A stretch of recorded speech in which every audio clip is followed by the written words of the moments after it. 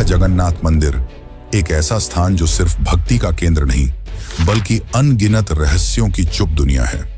क्या आपने कभी सोचा है कि क्यों इस मंदिर का ध्वज हमेशा हवा के विपरीत दिशा में उड़ता है और क्यों मंदिर के ऊपर लगे सुदर्शन चक्र हर दिशा से ऐसा लगता है मानो आपको ही देख रहा हो। यहाँ तक कि प्रसिद्ध किताब भविष्य मलिका में इस मंदिर को लेकर कलयुग की कई भविष्यवाणियां की गई हैं जो कि सारी की सारी सच हुई हैं। इनमें सबसे प्रसिद्ध है कोविड-19 यानी कि कोरोना की घटना। इस किताब में लिखा गया था कि जब मंदिर का सबसे पुराना पेड़ गिर जाएगा तब एक भयानक महामारी आएगी और यह पूरी तरह सच भी हुई। यह सिर्फ एक घटना नहीं, ऐसी और भी कई घटनाएं हैं जो सच हुई हैं और सारी आपको चौंका देंगी। इस मंदिर के अंदर ऐसे और भी कई अनसुने और खतरनाक रहस्य छुपे हुए हैं जो आपके होश उड़ा देंगे। और सबसे बड़ा रहस्य है ब्रह्म पदार्थ का, यानी कि श्री कृष्ण का दिल। माना जाता है कि इस मंदिर में श्री कृष्ण का दिल आज भी मौजूद है, जिसे हर 12 साल में पुरानी मूर्ति से निकालकर नई मूर्ति में डाला जाता है और यह प्रक्रिया काफी महत्वपूर्ण है। इस दौरान अगर कोई श्री कृष्ण के दिल को देख ले तो वह तुरंत मर जाता है, जिसकी कई घटनाएं हमारे सामने आती हैं। पिछले 800 सालों से इस मंदिर का ध्वज हर रोज बदला जाता है और कहा जाता है कि अगर इसे एक भी दिन न बदला गया तो मंदिर को 18 सालों के लिए बंद करना होगा। और जब अंग्रेज आए तो उन्होंने इस प्रक्रिया को अंधविश्वास बताकर रोकने की कोशिश की, लेकिन फिर उनके साथ जो हुआ वो जानकर आप चौंक जाएंगे। इस मंदिर के मुख्य प्रवेश द्वार में 22 सीढ़ियां हैं जिन्हें पार करना होता है, लेकिन इनमें से तीसरी सीढ़ी पर पैर रखना सख्त मना है। पर आखिर ऐसा क्यों है और क्या होगा यदि आपने तीसरी सीढ़ी पर पैर रख दिया? फिर आती है मंदिर की रसोई, जहां 7 बर्तनों में एक साथ प्रसाद पकता है। पर नीचे की आंच से ऊपर वाला बर्तन पहले कैसे पक जाता है? क्या मंदिर की रसोई विज्ञान के नियमों को भी चुनौती देती है? ऐसे ही और भी न जाने कितने चौंकाने वाले रहस्य। ये सिर्फ एक मंदिर नहीं, ये एक ऐसा तीर्थ है जहां धर्म, विज्ञान, वास्तु और चमत्कार चारों एक साथ खड़े हैं, जहां श्रद्धा सिर्फ पूजा नहीं बल्कि रहस्यों से सामना करने की तैयारी है। तो क्या आप तैयार हैं एक ऐसे सफर के लिए जहां हर अध्याय आपको चौंकाएगा, हर रहस्य आपके विश्वास को चुनौती देगा और हर जवाब एक नए सवाल को जन्म देगा? चलिए चलते हैं जगन्नाथ मंदिर की उस रहस्यमयी यात्रा पर, जहां भगवान खुद हर सवाल का उत्तर है।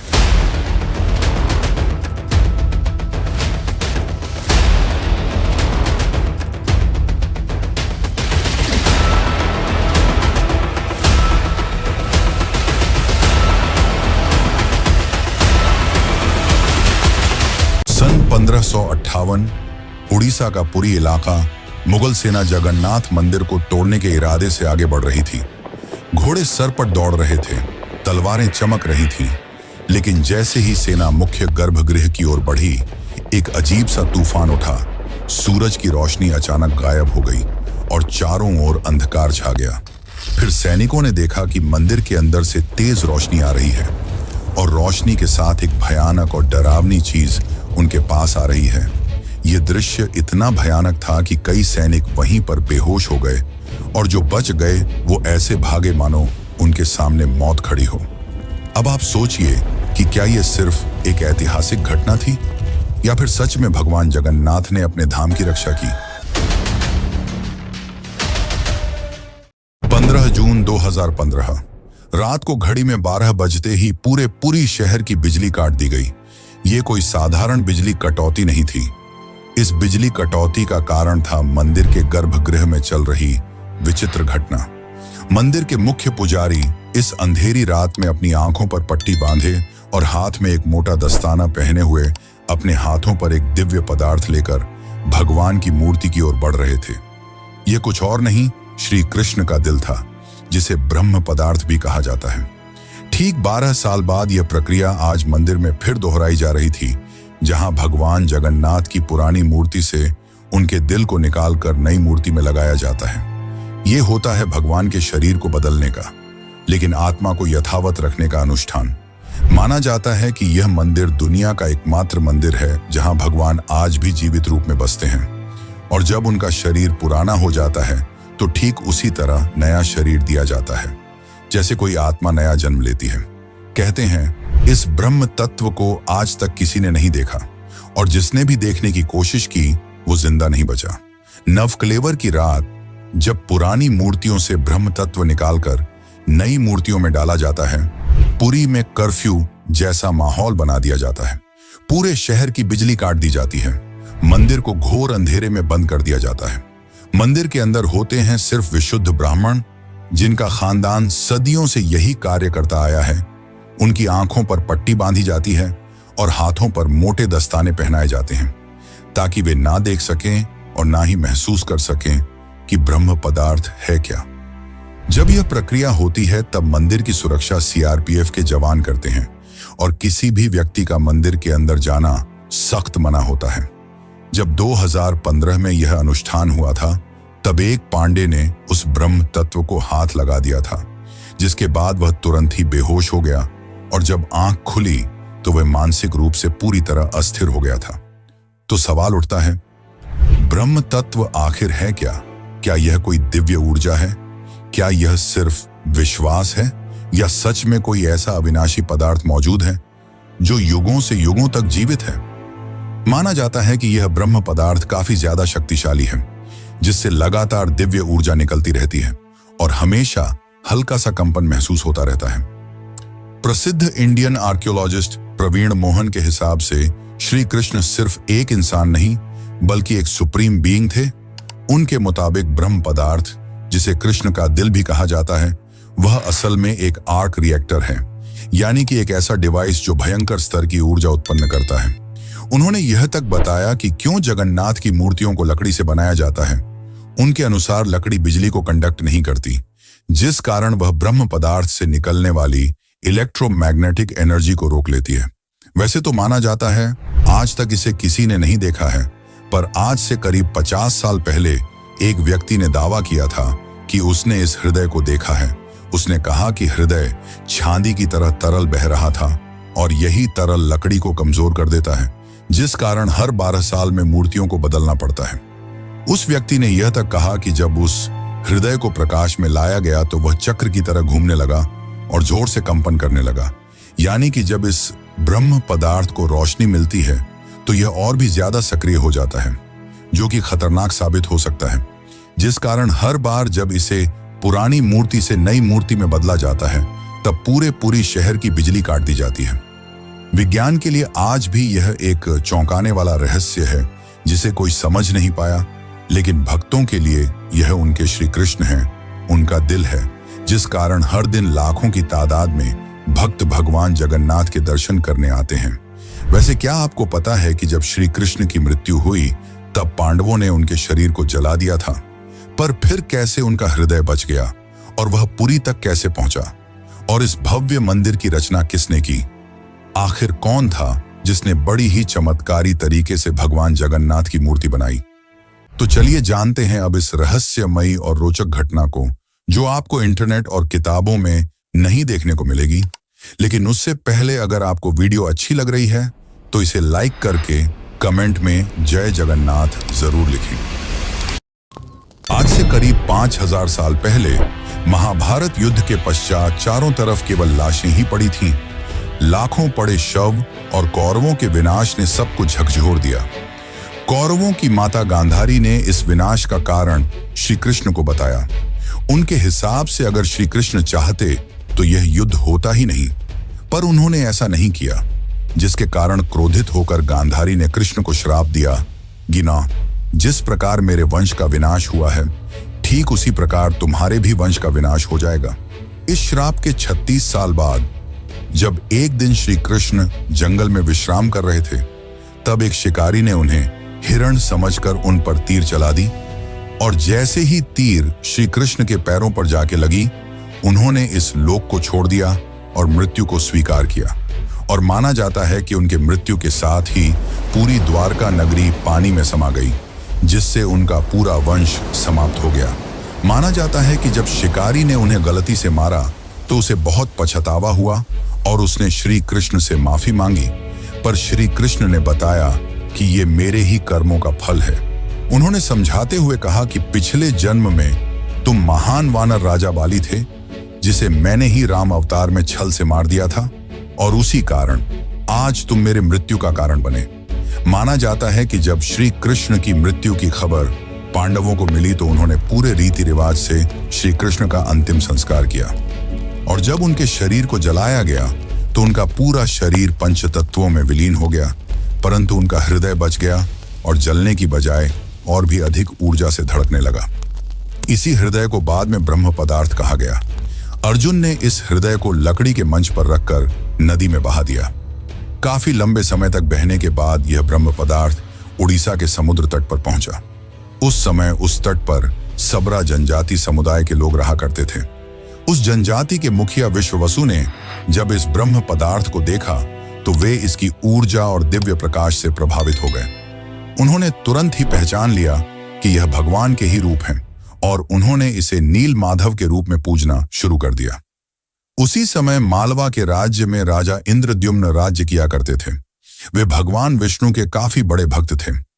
एक दिन उन्होंने नील माधव के दर्शन करने की इच्छा व्यक्त की और उन्हें ढूंढने लगे, और यही आगे चलकर जगन्नाथ के निर्माण की आधारशिला बनी। जैसा कि मैंने बताया, राजा इंद्रद्युम्न विष्णु के परम भक्त थे, और एक रात स्वयं भगवान विष्णु उनके सपने में आए और उन्हें कहा कि वे उनकी दिव्य मूर्ति नील माधव को ढूंढें और उनके लिए एक भव्य मंदिर का निर्माण करें।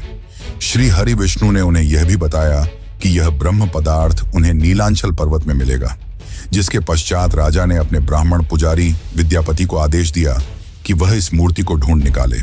विद्यापति कई दिनों तक नीलांचल पर्वत के अलग हिस्सों में इसकी तलाश करते रहे, और तब जाकर अंत में उन्हें पता चला कि इस मूर्ति को आदिवासी मुखिया विश्ववसु ने एक गुफा में छुपा कर रखा है, और वे दिव्य रूप से उसकी पूजा करते हैं। जब विद्यापति ने इसके दर्शन करने की अनुमति मांगी, तब विश्ववसु ने यह कहकर मना कर दिया कि यह उनके जाति का निजी मामला है।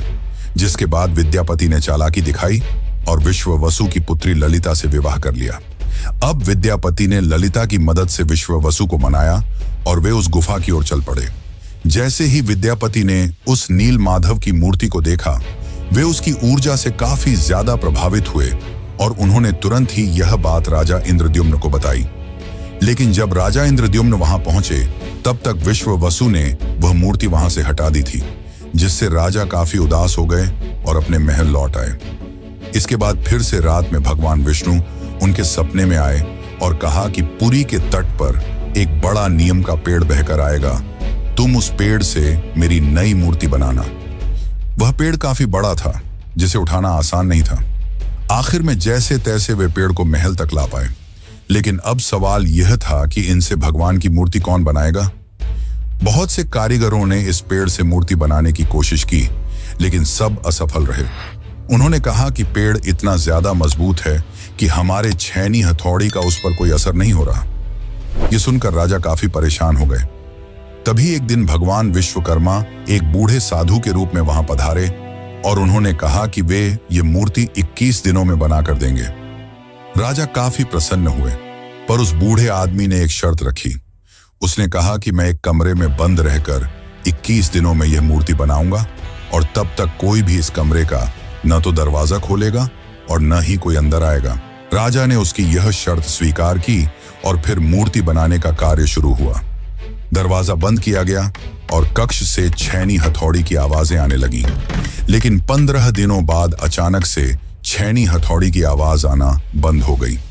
महाराज की रानी गुंडीचा काफी चिंतित हो गई और महाराज को कहा कि हमें दरवाजा खोलकर देखना चाहिए। शायद वह वृद्ध व्यक्ति भूख और प्यास की वजह से मर तो नहीं गया होगा।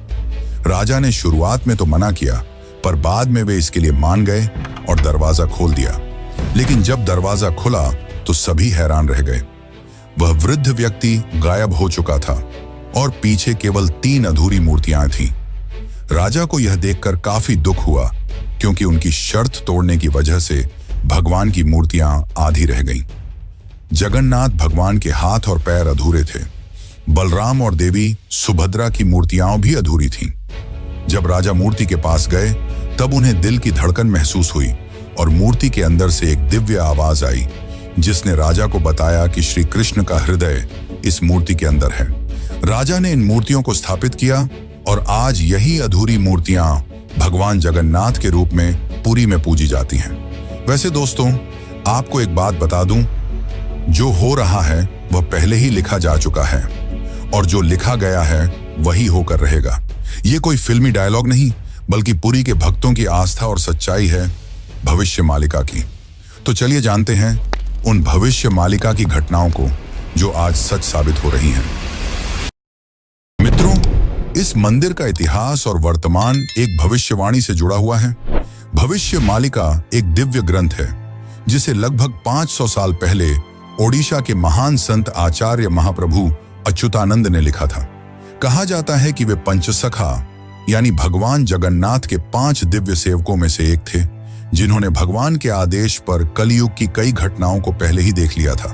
यह ग्रंथ ओडिया भाषा में लिखा गया है और इसकी पंक्तियां कविता के रूप में हैं, जैसे किसी गूढ़ रहस्य का संकेत दे रही हों। आइए हम आपको बताते हैं भविष्य मालिका की कुछ चौंकाने वाली भविष्यवाणियां जो जगन्नाथ मंदिर और कलयुग के अंत से जुड़ी हुई हैं। इस ग्रंथ की सबसे चौंकाने वाली भविष्यवाणी 4 साल पहले काफी ज्यादा वायरल हुई थी, जब लोगों ने दावा किया कि इसमें कोरोना महामारी का वर्णन भी है। नाना रोग आसीबा, गोटे बड़ा व्याधि, लोका घरे रहीबे, बाहर कुना जीबा, अर्थात अनेकों रोग आएंगे, एक बड़ा रोग फैलेगा, लोग घरों में बंद रहेंगे, बाहर नहीं निकल पाएंगे। अब ये पंक्तियां किसी भी सामान्य रीडर को 2020 की कोविड-19 महामारी की याद दिला देती हैं। पुरी और ओडिशा में कई संतों और विद्वानों ने इसे भविष्य मालिका की सटीक भविष्यवाणी माना।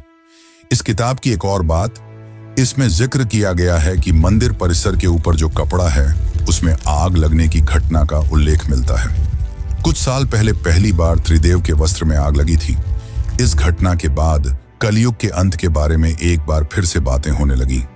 कहते हैं कि पापनाश एकादशी के दिन जगन्नाथपुरी मंदिर में एक अखंड महादीप जलाया गया था, लेकिन अचानक तेज हवा चली और झंडा उड़कर दीपक के ऊपर चला गया, जिससे मंदिर के झंडे में आग लग गई। यह घटना 19 मार्च 2020 को हुई थी।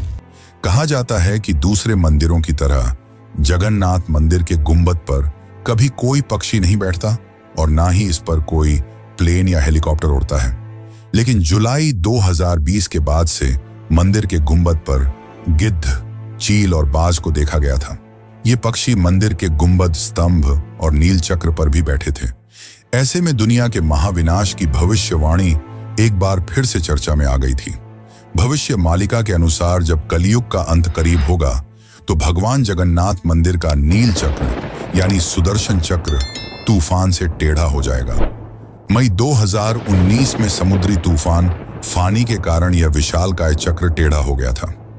ऐसे ही और भी कई भविष्यवाणियां हैं जो सच हो चुकी हैं और कई प्रसिद्ध भविष्यवाणियां हैं जो आने वाले को लेकर की गई हैं। 3 रथ यात्राएं एक साथ रुकेंगी, नदियां उल्टी दिशा में बहेंगी, ब्रह्म तत्व मंदिर से गायब हो जाएगा और फिर में अंत में आएंगे भगवान के आखिरी अवतार कल की। अब दोस्तों, आप ही सोचिए कि क्या यह महज संयोग है या सच में आचार्य अच्युतानंद को भविष्यदर्शी शक्तियां प्राप्त थीं।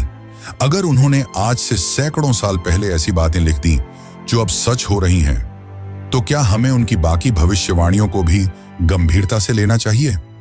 भविष्य मालिका कोई साधारण ग्रंथ नहीं, बल्कि वो कायनात का रोड मैप है जिसे बस समझने की जरूरत है। वैसे आपकी जानकारी के लिए बता दूं कि सन 1558 में मुगल सेना ने मंदिर को तोड़ने की कोशिश की। फिर उनके साथ जो हुआ वो चौंकाने वाला था और इस घटना को पहले ही भविष्य मालिका में लिख दिया गया था। और साथ ही भविष्य मालिका में अंग्रेजों को लेकर भी यह कहा गया था कि गोरे आएंगे और मंदिर को बंद कराने की कोशिश करेंगे। तो चलिए अब जानते हैं कि जब मुगल सेना ने मंदिर पर आक्रमण किया तो क्या हुआ और कैसे ब्रिटिशर्स ने भक्तों की श्रद्धा को अंधविश्वास बताकर मंदिर को बंद करने की कोशिश की। लेकिन उससे पहले चैनल को सब्सक्राइब जरूर कर लें। यह आपके लिए तो फ्री है, पर इससे हमारी काफी मदद हो जाती है। सन 1558 उड़ीसा के पुरी इलाके में घना अंधकार छाया हुआ था, पर वो अंधकार आसमान में नहीं, लोगों के मन में था। क्योंकि इस बार कोई साधारण लुटेरा नहीं, मुगल सेना खुद मंदिर को गिराने के इरादे से आ रही थी। कला पहाड़ नाम का अफगान जनरल, जो तब बंगाल का गवर्नर था, उसकी क्रूरता इतनी बदनाम थी कि उसका नाम सुनकर ही लोग कांप उठते थे। कहा जाता है कि वो सनातन धर्म और मंदिरों से विशेष नफरत रखता था। उस दिन उसकी फौज पूरी ताकत के साथ पुरी की ओर बढ़ी। घोड़े सर पर दौड़ रहे थे, तलवारें लहराई जा रही थीं और मंदिर की शांति में एक भयंकर आंधी की आहट आने लगी। जैसे ही सैनिक मुख्य गर्भगृह की ओर बढ़े, अचानक मौसम बदल गया। तेज हवाएं चलने लगीं, आकाश काला पड़ गया, सूरज की रोशनी एकदम गायब हो गई और मंदिर के चारों ओर एक रहस्यमयी घना अंधेरा छा गया। मंदिर के भीतर से एक चमकती हुई रोशनी निकली, जो किसी इंसान की नहीं थी। ये रोशनी जैसे ही बाहर आई, पूरा मैदान एकाएक शांत हो गया। सैनिकों में अफरा तफरी मच गई, कुछ बेहोश हो गए, कुछ उल्टा भागने लगे। बिना एक भी तलवार चले कला पहाड़ की पूरी फौज पीछे हट गई। आज भी पुरी की लोक कथाओं में यह कथा सुनाई जाती है कि जब भगवान की मर्यादा पर वार होता है तो वो खुद प्रकट होकर अपने धाम की रक्षा करते हैं। अब दूसरी घटना की बात करते हैं, जो है अंग्रेजों का विरोध और रथ यात्रा का संघर्ष। जब 1803 में अंग्रेजों ने पुरी पर कब्जा किया, तब उन्होंने कई प्राचीन मंदिरों की संपत्तियों और अधिकारों को छीन लिया। लेकिन पुरी का श्री जगन्नाथ मंदिर एक ऐसा स्थान बना जहां जनता ने कभी भी नियंत्रण नहीं छोड़ा। ब्रिटिश अधिकारियों को मंदिर की अलौकिक घटनाएं और भक्तों की श्रद्धा समझ नहीं आती थी, इसीलिए उन्होंने इन्हें सुपरस्टिशन कहकर मजाक बनाना शुरू कर दिया। सन 1805 में ब्रिटिश कलेक्टर मिस्टर हंटर ने पुरी मंदिर के रिचुअल्स को इरेशनल और बारबैरिक कहा। बात तब और बिगड़ी जब सन 166 में ब्रिटिश प्रशासन ने पुरी की रथ यात्रा को बंद करवाने की साजिश रची। उन्होंने यह तर्क दिया कि रथ यात्रा के दौरान भीड़ अनियंत्रित हो जाती है और यह प्रशासनिक खतरा है। पर यह फैसला पूरे उड़ीसा में जन आंदोलन का कारण बन गया। लाखों लोग सड़कों पर उतर आए, मठों, आचार्यों और गांवों ने खुलकर विरोध किया। रथ यात्रा का रथ निर्माण कार्य लोगों ने खुद शुरू कर दिया, यह कहते हुए कि अगर भगवान नहीं चलेंगे तो हम भी नहीं चलेंगे। इस जनता के दबाव और आक्रोश के चलते ब्रिटिश सरकार को पीछे हटना पड़ा और 1964 में फिर से रथ यात्रा की अनुमति दी गई। इसके बाद अंग्रेजों ने कभी पुरी मंदिर के अंदरूनी मामलों में दखल नहीं दिया। अब चलिए आपको बताते हैं जगन्नाथ की तीसरी सीढ़ी का रहस्य, जिसे यमलोक का द्वार भी कहा जाता है। वैसे तो इस मंदिर में 22 सीढ़ियां हैं, पर सबसे खास है तीसरी सीढ़ी, क्योंकि इसमें पैर रखना उचित नहीं माना जाता। धार्मिक कथाओं के अनुसार इस तीसरी सीढ़ी को यमशिला कहा जाता है और कहा जाता है कि जो भी मनुष्य इस तीसरी सीढ़ी पर पैर रखता है, उसके पुण्य शून्य हो जाते हैं और उसे यमलोक जाना पड़ता है। दरअसल एक बार यमराज जी भगवान जगन्नाथ के पास पहुंचे और उनसे कहा कि भगवान, भक्त जैसे ही आपके दर्शन करते हैं उनके सारे पाप मिट जाते हैं, और अगर ऐसा ही चलता रहा तो सभी व्यक्ति जगन्नाथपुरी के दर्शन करके पापों से मुक्त हो जाएंगे, जिससे यमलोक में कोई नहीं आएगा। तब भगवान जगन्नाथ ने कहा कि तुम इस मंदिर की तीसरी सीढ़ी पर अपना स्थान ग्रहण कर लो, और जो भी इस मंदिर की तीसरी सीढ़ी पर पैर रखेगा उसके पुण्य शून्य हो जाएंगे और उसे यमलोक जाना पड़ेगा। और तभी से इस सीढ़ी को यमशिला कहा जाता है, क्योंकि इसमें यम का वास है। अब अगर हम पुरी मंदिर के ऊपर लगे सुदर्शन चक्र की बात करें, तो देखने वालों ने यह दावा किया है कि इस सुदर्शन चक्र को आप मंदिर के किसी भी कोने से देखोगे तो ऐसा लगेगा मानो आपको ही देख रहा हो। मतलब इससे जिस भी दिशा से देखो यह सामने की ओर ही दिखता है। इसे आम भाषा में आर्टिफिशियल इल्यूजन कहा जाता है, पर यह आज भी विज्ञान के परे है कि कैसे इतने भारी चक्र को मंदिर के ऊपर लगाया गया और कैसे उस समय के लोगों ने यह आर्टिफिशियल इल्यूजन बनाया जिससे चक्र हमेशा सामने की ओर दिखता है। इसे आज भी विज्ञान नहीं समझ पाया, पर भक्तों के अनुसार यह श्री कृष्ण का चक्र है जिसे उन्होंने इस दुनिया की रक्षा के लिए इस मंदिर में स्थापित किया है। और भविष्य मालिका की एक और पंक्ति के हिसाब से जब यह मंदिर समुद्र के अंदर समा जाएगा, तब कलयुग अपने अंतिम चरण पर होगा और तब आएंगे विष्णु के आखिरी अवतार कल्कि। अब जानते हैं पुरी के रसोई घर के बारे में। जगन्नाथपुरी का रसोई घर दुनिया की सबसे बड़ी और सबसे रहस्यमयी रसोई है। जिसके अनोखे तथ्य और परंपरा भक्तों को आश्चर्यचकित कर देती है। और रसोई का सबसे बड़ा रहस्य यह है कि यहाँ भोजन 7 मिट्टी के बर्तनों में बनाया जाता है और हर एक बर्तन को एक के ऊपर एक रखा जाता है। और स्वाभाविक है कि सबसे नीचे के बर्तन में ज्यादा आंच आ रही है तो उसे सबसे पहले पकना चाहिए, लेकिन पुरी में ऐसा नहीं होता। ये चौंकाने वाली बात है कि 7 बर्तनों में जो सबसे ऊपर होता है उसका खाना पहले पकता है, जो विज्ञान के सारे तथ्यों को गलत साबित करता है। यहाँ भोजन बनाने का कार्य केवल सेवायत ब्राह्मणों द्वारा किया जाता है और किसी भी बाहरी व्यक्ति को इसमें प्रवेश की अनुमति नहीं होती। इस पवित्र रसोई में किसी प्रकार के आधुनिक ईंधन या गैस का उपयोग नहीं किया जाता, बल्कि केवल लकड़ी के चूल्हे पर पारंपरिक विधि से प्रसाद बनाया जाता है। पूरी मंदिर में रोजाना लगभग 50,000 से 2 लाख लोगों तक को महाप्रसाद बांटा जाता है। लेकिन चमत्कार देखो, कभी भी खाना बर्बाद नहीं होता और कभी भी कम नहीं पड़ता। मान्यता है कि मां लक्ष्मी स्वयं प्रतिदिन रसोई में आती हैं और रसोई के सेवकों को अंतः प्रेरणा देती हैं कि आज कितनों के लिए प्रसाद तैयार करना है। ये सिर्फ परंपरा नहीं, सदियों से चलती लीला है, जिसे आज तक कोई इंसानी गणित नहीं समझ पाया। एक और चौंकाने वाली बात तो यह है कि इतने बड़े किचन में, जहां 500 से ज्यादा रसोइये और सेवक काम करते हैं, जहां हर दिन सैकड़ों क्विंटल अनाज, सब्जियां और मसाले इस्तेमाल होते हैं, वहां न कोई बदबू होती है, न ही कोई मक्खी। कहा जाता है कि यह अग्निदेव और माता लक्ष्मी की कृपा है, जो इस रसोई को हर प्रकार की अशुद्धि से दूर रखती है। 18वीं सदी में मराठा शासनकाल के दौरान एक बार एक अधिकारी ने रसोई के चमत्कार को अंधविश्वास बताते हुए जानबूझकर बर्तनों की संख्या बदलने का आदेश दिया। लेकिन इसके बावजूद उस दिन भी पुरी में महाप्रसाद एकदम सटीक बना, न एक दाना कम, न एक दाना ज्यादा।